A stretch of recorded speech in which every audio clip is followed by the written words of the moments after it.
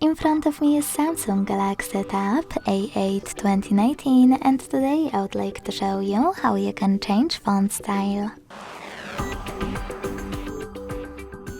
You need to begin by launching Settings and tapping on Display.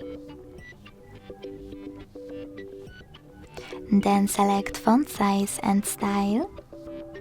Click on Font Style and tap on one of those fonts to apply a perfect one for you. Then go back. If you wish to try something more interesting, go back to the same settings and this time tap on Download Fonts.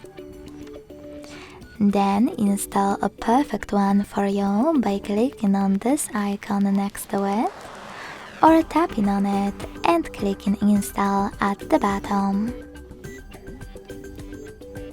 Either way, when it's ready, go back to the list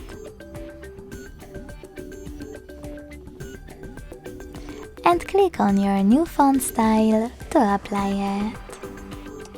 Thanks so much for watching. If you enjoyed this video, leave a like, comment and subscribe. Bye!